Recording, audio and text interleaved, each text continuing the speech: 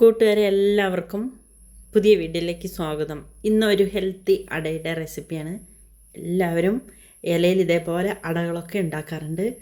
എന്നാൽ ഒരു നേന്ത്രപ്പഴം പുഴുങ്ങി ഉടച്ച് ഇതേപോലെ ഒന്ന് ഉണ്ടാക്കി നോക്കൂ. വായിലിട്ടാൽ അരിഞ്ഞു പോവും. സൂപ്പറാണ്, വളരെ ഹെൽത്തിയാണ്. എല്ലാവരും വീഡിയോ ഒന്ന് കണ്ടിട്ട് അഭിപ്രായം പറയൂ. സബ്സ്ക്രൈബ് ചെയ്യാത്തവർ ചെയ്യാൻ മറക്കല്ലേ. വീഡിയോ ലൈക്ക് ചെയ്ത് കാണണേ.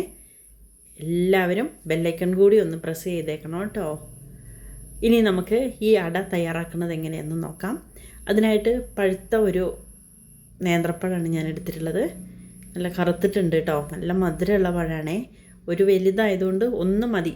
ഒരു ചെറിയൊരു ഫാമിലിക്ക് കഴിക്കാൻ ഒരെണ്ണം മതി കേട്ടോ. അതൊന്ന് ആവി കയറ്റി ഒന്ന് വേവിച്ചെടുത്തു. ഇങ്ങനെ ആകുമ്പോൾ നമുക്ക് ഉടച്ചെടുത്ത് പെട്ടെന്ന് ഉണ്ടാക്കിയെടുക്കാം. ഈ സമയം ശർക്കര ഒന്ന് നമുക്ക് ഉരുക്കിയെടുക്കാം. മധുരത്തിന് ഇതിലേക്ക് ശർക്കര പാനിയാണ് ഞാൻ ഒഴിച്ചു കൊടുക്കുന്നത്. രണ്ടെണ്ണമൊന്നും വേണ്ട കേട്ടോ. ഞാൻ അല്പം കൂടുതലെടുത്തതാണ് വേറൊരു ആവശ്യത്തിന് വേണ്ടിയിട്ട്. ഈ സമയം പഴം നന്നായിട്ട് വെന്തിട്ടുണ്ട്. അതിൻ്റെ തോരൊക്കെ കളഞ്ഞ് നല്ലപോലെ ഒന്ന് ഉടച്ചെടുത്ത് വെച്ചു കേട്ടോ. ഇനി നമുക്ക് എളുപ്പത്തിൽ അട തയ്യാറാക്കിയെടുക്കാം. അതിനായിട്ട് ആദ്യം ഒരു ഫില്ലിങ്സ് വേണം. ഒരു പാൻ അടുപ്പത്ത് വെച്ച് അതിലേക്ക് ഒരല്പം നെയ്യ് ഒഴിച്ച് കാഷ്നട്ടും റൈസിൻസും കയ്യിലുള്ളതിനനുസരിച്ച് ഇട്ട് കൊടുത്തിട്ടൊന്ന് വഴറ്റിയെടുക്കാം.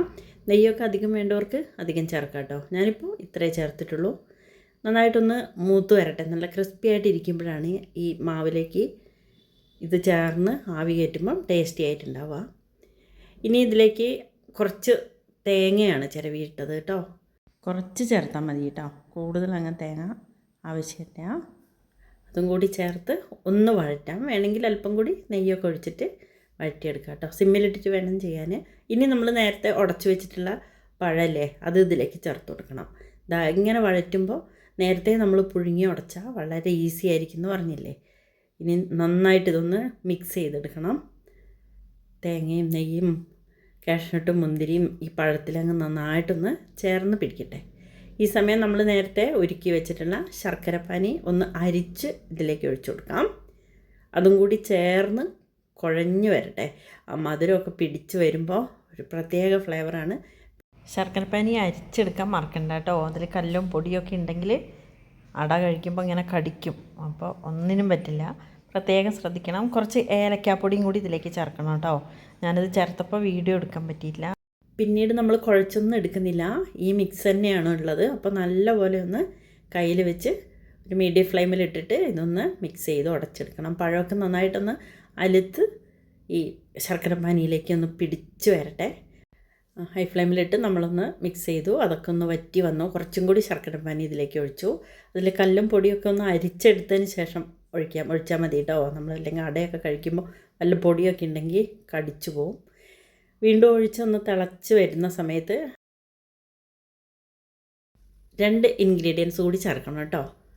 ആദ്യം നമുക്കിതിലേക്ക് കുറച്ച് അരി പൊടിച്ചത് ചേർക്കാം. പച്ചപ്പൊടി ആയാലും വറുത്തതായാലും കുഴപ്പമില്ല. ഞാനിവിടെ പത്തിരിപ്പൊടി ഇല്ലേ, ഇടിയപ്പത്തിനൊക്കെ ഉപയോഗിക്കാൻ പറ്റുന്ന ആ പൊടിയാണ് ചേർത്തത്.